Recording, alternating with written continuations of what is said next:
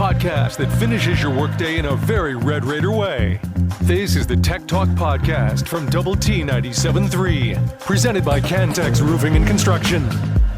I'm Mike Hebert, owner of Cantex Roofing and Construction. Every day is game day, and we'll get it right when it comes to your roofing, construction, windows, and mirrors. Call Cantex Roofing and Construction today. Together, we are one serving you.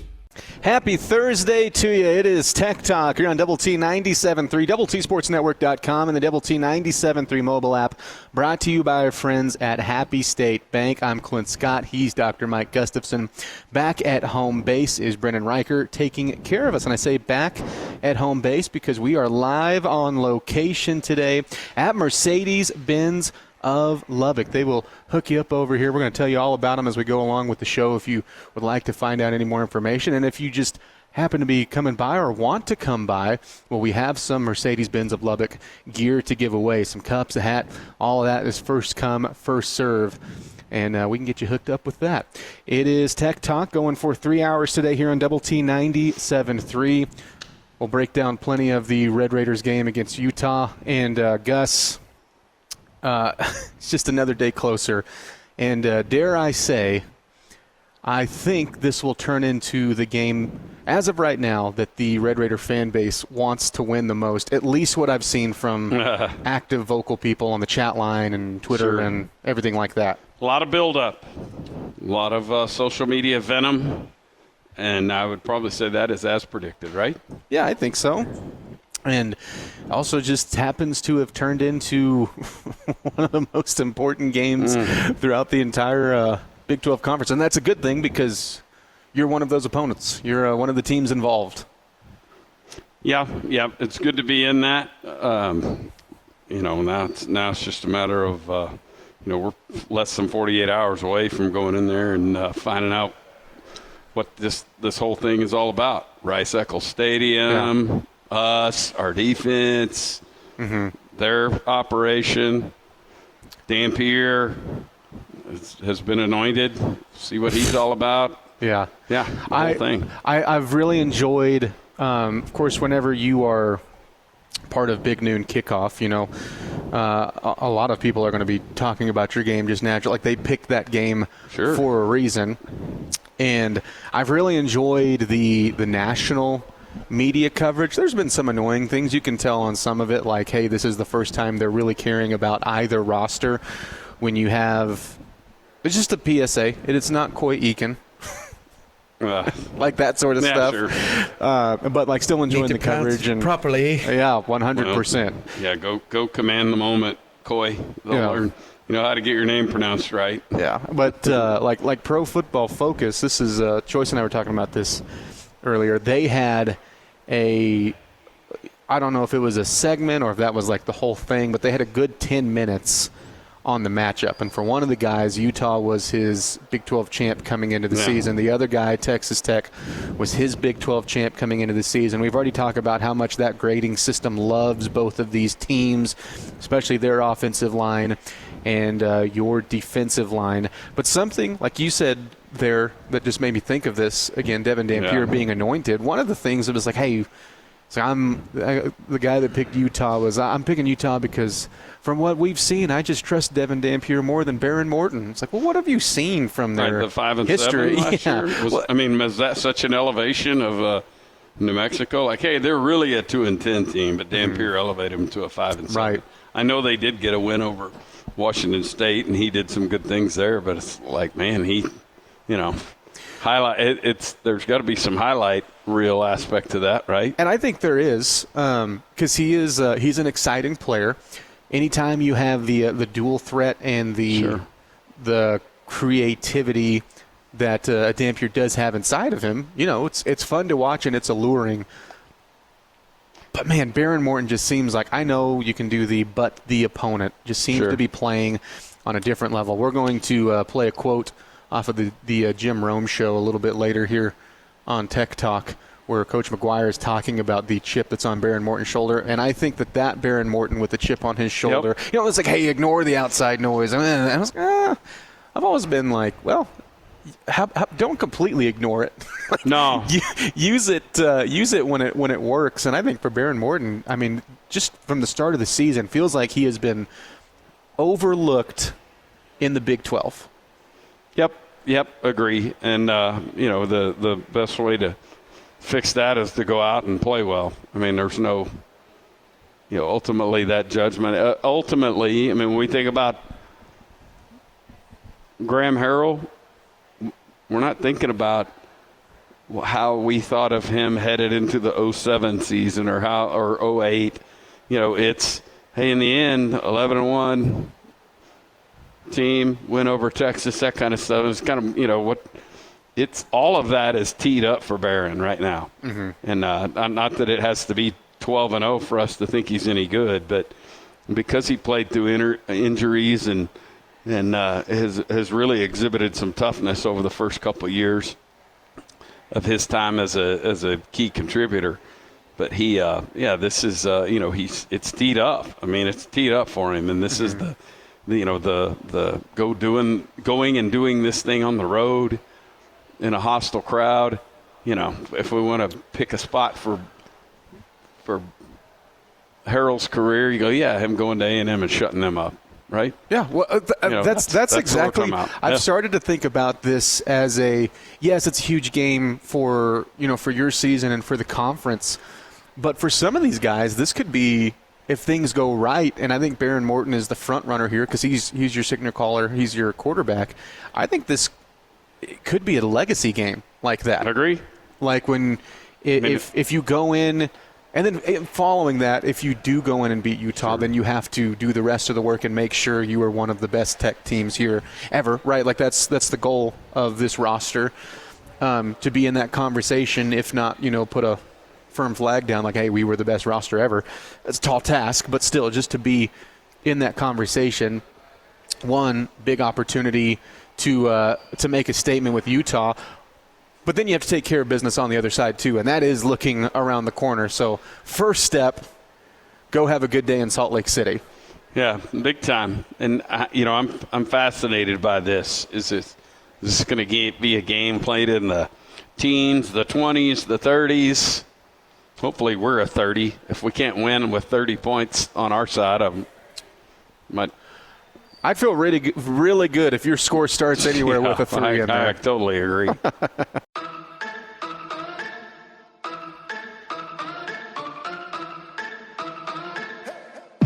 The podcast that finishes your workday in a very Red Raider way. This is the Tech Talk Podcast from Double T 97.3, presented by Cantex Roofing and Construction. It is Tech Talk on Double T 97.3, live from Mercedes-Benz of Lubbock. Happy Song Request Thursday to you. Your theme songs that your grandparents would have been listening to in the old car, or could just be fans of. It's felt fitting to do a car-related one while we're out here at Mercedes-Benz of Lubbock. And let me tell you a little bit about them. They offer free pickup and delivery for all service customers. Schedule now by calling 806-224-2907, or you can schedule your services online at mercedes-benzoflubbock.com. They will definitely take care of you over here. Clint Scott, Dr. Mike Gustafson, Brendan Riker playing a little DJ back at home base. Keep hitting us up on the Yates Flooring Center chat line with those song requests or with whatever you got. Like this. It'll be funny if we all find out when Coy is playing on Sunday next year, we've all been saying his last name wrong. Just like Ludwig. Aberg, Aubert, Aber. Yeah, Dane Haveman. Need to pronounce properly. I think we called Haveman. I called him Haveman for the first year and a half of his 2-year career. And got it right just in time for him to go into the postseason in 2019 and just strike out old Tank, what's his name, and send us off to Omaha, right? But yeah, he dang, you could have told us that this time last year. Mm-hmm. I mean, every road trip, there's a couple radio guys sitting over there. Those just guys too polite. No, that's exactly it. Or just detached. Of course, he's and a lot of times. Well, but the kid down on the field doesn't know that we're mispronouncing it. That's right? true. Usually if someone, you're getting like on the glass, like, it's Eakin. Hey, we had 100%, and it wasn't Eakin, but since you used that as the example, 100%, and you would remember this kid's name, and it was a hard-to-pronounce one. But the first game of the season, like, man, there's probably no chance that little Clint Scotterson is going to play this game. But she came up there, stuck her head right in our booth, told me and John Harris exactly how to pronounce that thing. I'm like, okay, thank you. You know, we're great TV guys, but I think she was just making the rounds. Anybody that needs to know, you know. Mm-hmm. Well, that's when you just Clint McScotterson. You make a personalized jersey or shirt, and on the back it's got on the number it's got the name, and on the front you say it's pronounced, and then you rhymes get that. With yeah. Don't put schwas and all that kind of phonetic stuff in there. We don't need linguistics. We need rhymes with or sounds like. That's what we need. I was like my linguistics with Alfredo sauce. Linguistics with Clint. Mamma mia!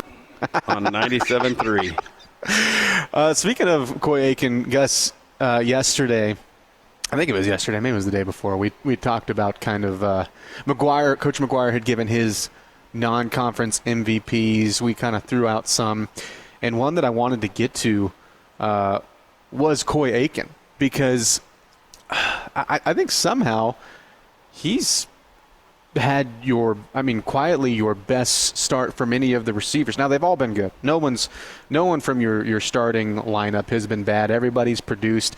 I just think like Terrence Carter, that has been, you got the new factor, and also a little bit of the, hey, we're using a tight end factor in there, and he's just been so exciting. Reggie Virgil has had some standout plays, and we've talked about how maybe surprising the style of receiver he's been, but you look up and your leading receiver in yards and I guess tied for catches and tied for touches is Coy Eakin. And what I love about Eakin and what I've loved about his career so far is he just keeps on doing what he does well at a consistent rate. Yeah, agree. And he's been healthy for the most part, and seems to have chemistry with Morton. I mean, his touchdown the other day was 38 yards, but like, in other words, it hasn't just been him working the slot for 7-yard games and hoping he breaks a tackle. There's been some deep balls in this, which is kind of what we had heard about the offense itself. We could point to any number of guys and talk about, and I know you're not doing this. You're talking about an MVP type situation, but who could be big in Utah? Who could be big in Salt Lake City in 48 hours? Put Coy Eakin on that list. And it's hard for me to imagine that the opposing team, when they're scouting the Red Raiders, is maybe the fan trap is too harsh sounding, but just so we get caught up with the big names and the exciting things, and it's funny because Coy Eakin has been a part of exciting plays, but he hasn't been like in the screen game, and we haven't been like going over tape like, look at this guy block all the way downfield on this play right here. He's just been good. Like, he's made great plays, and it's just been solid for you, and you look up and he's been a big piece. But I wonder if you walked in on a Utah meeting, right, and they had on their whiteboard, here's the level of importance of things that we need to take out of their offense or try to. I wonder what that list would look like. And specifically for like Coy Eakin, how high would he be on that list? Because he has, Gus, they had to have noticed him. Sure. And he's been so solid. I will be curious this weekend to see what we do with the tight ends. We know that they're interested in blitzing, that they typically blitz a lot. We know that they do a lot of man as a result of a lot of blitzing, right? So can you motion Terrence Carter into a mismatch? Or do you need to hey, check, and he comes in and he's going to block. He's going to sit off the edge of the tackle and pass block and buy Morton an extra few seconds. But I think these tight ends this year give us some mismatches, and we'll see. But, that's another one. Terrence Carter, 62. Let's see. He had a 24-yard catch the other day. It was a really nice grab in the back of the end zone. But we've seen all those dudes make vertical catches, right? Yeah. I mean, I know that's not a 70-yard deal there, but still, that was a thing where he had to get a foot down the back of the end zone. And I think the mismatches are going to be interesting to see if there's a lot. I'm calling them mismatches. We're hoping they're mismatches. Yeah. But it was the thing we talked about the other day, the way Patriots would use Gronkowski and motion him out, and you're like, okay, there's either a linebacker on him, but they are in space. They are out there by themselves. Let's see how this works. Or they stay in kind of a zone look, and all of a sudden it's like, hey, there's big Terrence Carter. Do you want to? I'm working on a little guy. I'm going to throw some numbers at you real quick that are really fun. If I say 42, 50, 61, 39, 35, 38, what am I throwing at you? I think you're telling me each receiver's long catch. Yes, most explosive play, and you just have a long list that's just already ridiculous. And we didn't. And again, the competition hasn't been great, but that's something that we've lacked around here the last couple of years. You've also played not great competition in other years and not had numbers like that. That's what's impressive. The podcast put together with Red Raider fans in mind. This is the Tech Talk Podcast from Double T 97.3, presented by Cantex Roofing and Construction. Yeah, taking calls now. I'll give legal advice. Probably won't go well for you, but I'll give what I'll call legal advice. I can't believe that that version of Blue by Leanne Rimes in the 90s was the version to grandparents. But that's all right. That may be the one we have, but I would think that the grandparents are playing the original 1950s version. But I like it. Yeah, happy Song Request Thursday. Songs you would have heard in your grandparents' vehicle. And we're doing a vehicle-based one. Really, I mean, it can be songs your grandparents liked. But we're doing the vehicle side because it is Tech Talk today, live from Mercedes-Benz of Lubbock. That is 1702 Texas Avenue. The number here, if you would like to call, 806-224-2907, or if you want to check them out online, mercedes-benzoflubbock.com. One of the many things that they offer over here is military and student discounts. So that's awesome stuff. Make sure if you fall into either of those categories and you're looking to get taken care of, come over here to Mercedes-Benz of Lubbock. That is a part of the Cavender family dealership. Hit us up on the Yates Flooring Center chat line with those requests. Anything about the upcoming weekend or whatever's on your mind. We got this on the Yates Flooring Center chat line. And I understand where it's coming from. And so this is not supposed to be actually kind of moment here. Not sure if expectations are too high and just not seeing it, but aside from pedestrian sack numbers from the defensive line, it doesn't seem as if they're getting pressure either. Correct me if I'm wrong. And so, like, your numbers right now, right, your sack numbers are at 9. And honestly, I'm not surprised with that at all because I think the approach, and if you're especially Kent State and Pine Bluff, like, it just doesn't seem like you were going to find success if you're like, hey, we know we're outmatched on the offensive line and defensive line. You know what we should do is these 7-step drop backs, these long developing pass plays. We should definitely give our quarterback every single shot to be hit by their defensive line. And then, Oregon State, you had a little bit better day just from the number, just the ending number, just when it goes to sacks. But still, I mean, if you hang around this average the way that you've approached it, and the big thing is take advantage of your opportunities, and that's what the defensive line has done. Because then you get into the actual pressure side, and let's start with quick pressures. So quick pressures are those under 2.5 seconds from the snap. You want to guess who is number 1 in the country? You mean like as a unit? As a player. Oh, is it Bailey? David Bailey with 9. You want to guess who number 2 in the country is? Let me guess. It's Romello Height. It's Romello Height with 8. And then you look in total pressures this season, David Bailey tied for first with 2 other players with 16. Romello Height with 14. You're also the best, highest graded defense. And so, it's there. But part of it, if you're being smart from your opponent, especially with some of these, if you're being blatant lesser opponents, you're not going to get a great look at it unless you're just watching the individual battles of how quickly they are there.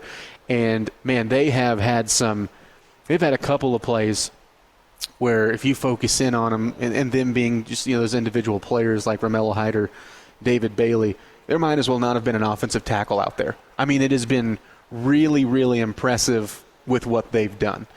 Now, this week's a different animal in a lot of different ways. One, start again with the offensive line, like you mentioned. So Spencer Fano at one tackle is a surefire first-rounder, who, by the way, is only a junior. So, I mean, there's nothing from stopping him from coming back and going again. It just seems like, from all accounts, he's gone.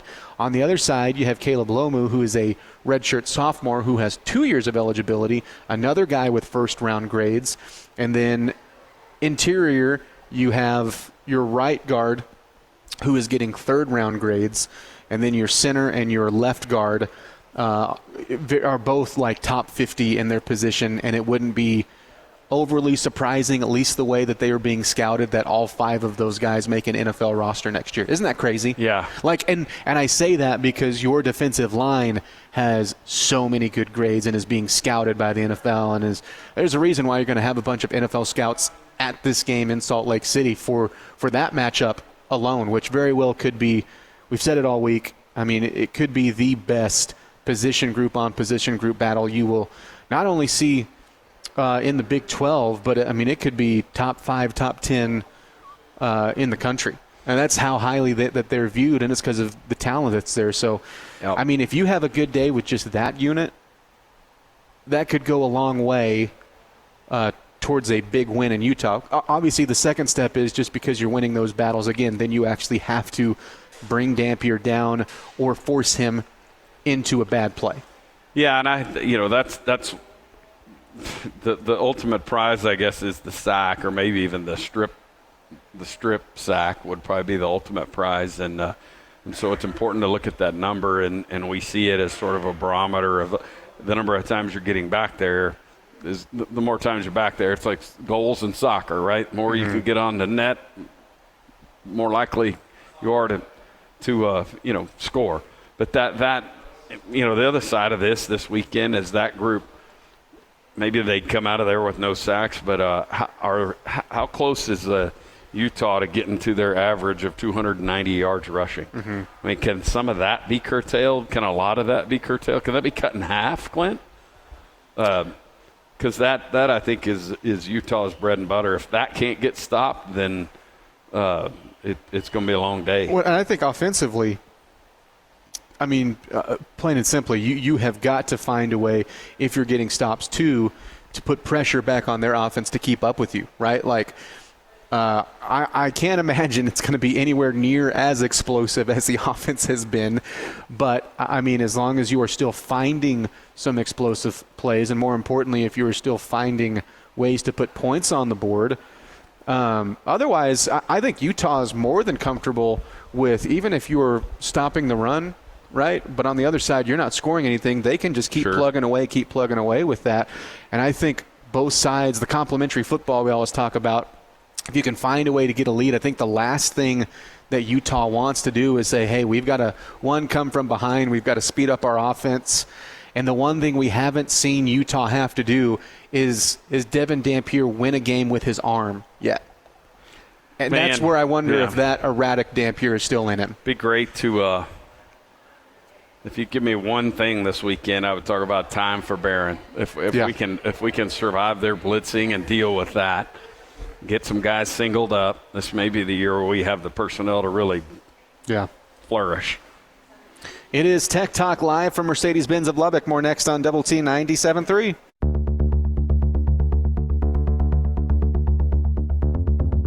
The podcast put together with Red Raider fans in mind. This is the Tech Talk Podcast from Double T 97.3, presented by Cantex Roofing and Construction. Somebody, Clint, has cool grandparents. A lot of them have cool grandparents on the chat line today.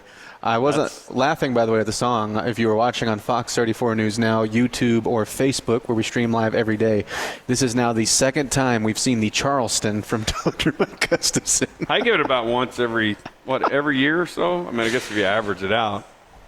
Yeah. Y'all can't see me, but I'm doing the cut motion here in the First United Bank studio. Wow. The cut motion. That's a little harsh. No. Like I'm cutting the... Oh, you're clipping it. I gotcha. I thought you meant like knock it off. Yeah, Stop goofing around. Stop doing No. awesome I dance moves. love when y'all do stuff on camera because then I can use it against you. Perfect. Oh, you're not using it against me. You're using it for me. Those little animations are already circling the web. Gus, let me ask you, what are you more interested in? Are you more interested in Rice at Charlotte tonight? Yeah, I know. Or good one. A certain Clayton Kershaw announcing he's retiring at the end of the season. What has your attention more? Yeah, probably. I mean, they're kind of two different things. One of them is at least the competition versus the other one being an announcement. But yeah, Kershaw, I guess, start flipping the calendar forward to his arrival in Cooperstown there. But obviously, I mean, the part that we've heard about so much about his story growing up is he was a Highland Park kid, and he was, I think he was center on the football team, snapping it to old Matthew Stafford. And I think they played baseball together, too. There's those kind of pictures. But, yeah, he was fantastic. Won a pitching Triple Crown, I think, in 2011, which is what we've seen Scooble do last year. Which is why what Scooble did last year was such a big deal. That doesn't happen very often, but a big deal that didn't really get talked about a lot. Right, and I think he's one of 11 to win 3 Cy Youngs.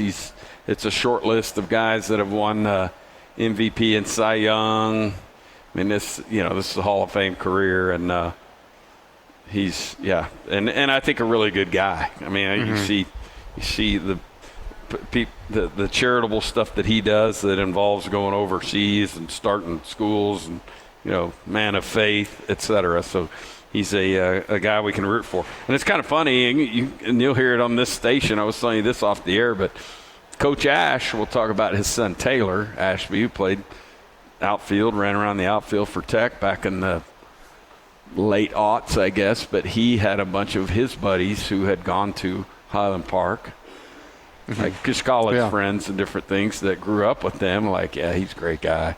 And maybe they'd even met him, went home with him to Dallas one weekend and hung out with Stafford. And good people. So that's always good to hear. It's nice to be able to. It's nice to have a. I don't want to say a favorite player. Wasn't my favorite player, but it's someone who's one of the best in the game, and then you hear good stories about him. And he's not a horse's patoot to people, and doing good things for humanity, and it makes it a little bit easier. Horse name. Yeah, makes it a little bit easier to root for him, right? Sure. Yep. And he's a Texan. So prep his bust in Waco. Texas Sports Hall of Fame will come calling for him, right? Yeah. Right next to Choices there in Waco. Yeah, he's a Hall of Famer, huh? Was he that good in the Panhandle back in the day? No, I just wanted to make a Waco joke. You just heard the word Waco and went, there, Woodman. Yep. Got it. This on the Yates Flooring Center chat line. I've increasingly grown more frustrated with Utah fans as the game gets closer. Just saw one guy said that Dampier is better than Morton. I hope Morton puts up 400 yards and 4 touchdowns on those jokers. Yeah, that'd be great, wouldn't it? Yes, and I mean, this almost how we started the show in our very first segment. I have seen that a couple of times. I think for the most part, people have been fairly even with them. But the ones that are like, I don't think I've seen anyone outright say, as far as national pundits go, that, well, Baron Morton is the better quarterback here. I don't get why it's not more even. The ones that I have seen, I don't know what they specifically have seen from Devin Dampier that has been like, yeah, he's way better. Because, what I have seen is multiple games with multiple interceptions last year. And this year, he's been good with his decision-making, but he hasn't been up against a team that's been tested, and he's been solid. Baron Morton's gone up against 3 teams that haven't tested him, and he's been incredible. Statistically outstanding. Yeah. When you look at the completion percentage of balls down the field that he's throwing, big. 10 and longer has been elite. And so keep it up. Yeah, again, it goes back to the Morton playing with a chip on his shoulder. If that's the way that he's approaching it, I hope he is, because, again, you have a legacy sort of game that has that sort of feel on Saturday, and you also have a very important resume building game. And I'll say this for like the entire team. If you have championship pedigree, and you can still have that if, depending on what it looks like, and lose this game. I'm not saying I'm going to be floored if you don't win in Salt Lake City. I like you in this game. I think you have the better roster. But if you do lose this game, I think you can still walk away and say, well, this team obviously still has a shot. That might be the best team you see all year in the regular season. But the championship pedigree is not going to go there and just absolutely lay an egg and play a forgettable game. That's not what championship pedigree is going to do. And if this is a new era, like we're all hoping it is, if they have taken that next step, if they have put things together, that is going to be dangerous game in, game out, and hopefully year in, year out at a consistent basis. This is the first test to see if you've done that. Can you go perform well? Here in 20 minutes, 30 minutes, on this radio station, we'll get to hear Coach McGuire talk, and he's already spoke about Kyle Whittingham and his respect for – you got to have respect for the 20 years of success he's had, but how he's built that program, because they're a little off the beaten. This isn't a blue blood program. No. And that program outside of Kyle Whittingham doesn't have this long-standing record of success. And 2 years of Urban Meyer. Sure. Right before absolutely. him. But what Kyle Whittingham builds is toughness. They're tough physical teams. They're going to run the ball. And then they've built a home environment. There's just a brand there that you have to respect that. And the key is somebody's got to impose their will. Will it be their offensive line on our front? Will it be our receivers on their corners? We're going to find out. Will it be Dan Pierre on? Will he be able to put his stamp on the game? It's a fun matchup. Ask Tech Talk coming up next on Double T 97.3. It's every Red Raiders' favorite podcast. This is the Tech Talk Podcast from Double T 97.3, presented by Cantex Roofing and Construction. We are live from Mercedes-Benz of Lubbock. One more with us, and we'll be back here in a couple of Thursdays, every single Thursday for Texas Tech road games, just like you have in Salt Lake City this weekend for the Big 12 opener. We will be over here. Make sure to come check them out. Come say hi to us if you are out here, and if you need anything taken care of in the Mercedes-Benz world, well, we have the hookup over here. It is 1702 Texas Avenue. You can also check them out at mercedes-benzoflubbock.com, and their number is 806-224-2907. We got this on the Yates Flooring Center chat line from Radiation Station. Said word salad warning. I remember a mention of Coach McGuire asking Coach McCaslin what his pregame routine is for road games. Yeah. I hope the early kick benefits Tech more than the home guys. Another bullet point is mitigating penalties on the road. Thoughts? Yeah, I think penalties on the road is a big deal, and I would probably start with pre-snap penalties as being a primary concern. Mm-hmm. I guess secondary to that might be if they're really putting it on you and imposing their will in a certain way. If you're having to hold, to grab, to just hang on, it's not a good sign. But post-play stuff, celebrations, tackling out of bounds, that kind of stuff. Those are the kind of things we think about. In action. The things Coach McGuire talks about that they really work hard to avoid are the deal with crowd noise or the pre-snaps and those type things. Last week, getting a holding call every once in a while, nobody likes it, but that's not the focal point here. Last week, I thought you had your first truly boneheaded penalty, and it ends up. It doesn't hurt you, but it's the Howard Sampson personal foul there. That dude up on the pile, man. Yeah, and I want you to protect your guys. Don't get me wrong. Sure. But if that happens in Salt Lake City, when you're up or down and it's 17-13, anything like that, we're not going to feel great about that penalty. But for the most part on both sides, it seems like you've played pretty clean. And now the big one for you is you're trying to clean up special teams penalties, which you didn't have an issue with that last week, and hopefully that is something that's taken care of. But yes, like this team and this game, I think, is going to be close. Both are really talented rosters. Both are really tough squads. And so there will be, obviously the element of who's doing the little things right there too. Like who's the tougher team, but who's also making smart plays. Last week was a disaster for Utah in special teams as far as field goals. Guess they missed 3 field goals in the first half. So on one side, can you be that not only dominant defense, but if they are finding a way to move the ball, we haven't really seen you have to be the bend but don't break. But can you do that against Utah? And that could be a make or break. And I'm sure they're saying the same thing about their defense looking at your offense. Like, hey, they're probably going to put up some yards and put up some points. How many times can you hold them to 3 instead of 7? Yeah, I think winning. Or make them go for it and get them off the field. Winning the red zone's going to be a big deal, you would think, in a close physical game. You would think. Mm-hmm. The opposite of that I guess, would be, big shock plays filling the score sheet. But you would think that that's a big part of it. But you talk about penalties. I think those are one part concentration, especially when you think about the pre-snap stuff. Mm-hmm. Concentration amid a fury of noise and just all the mayhem around you, and then controlling emotions.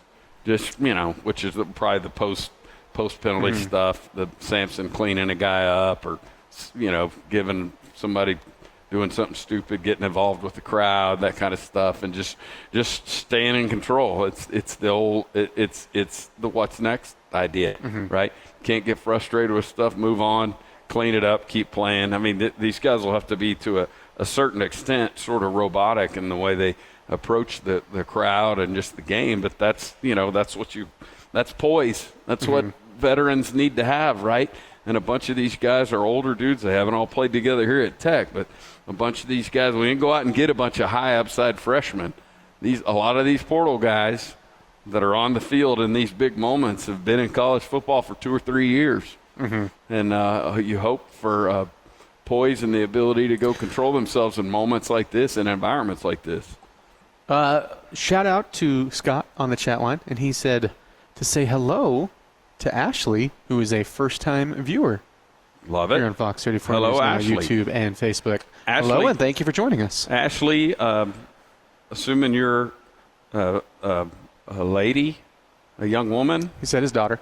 His daughter. That makes you our 11th lady listener right there, because I think before that we worked our way up to 9. I think we got to 10 this summer.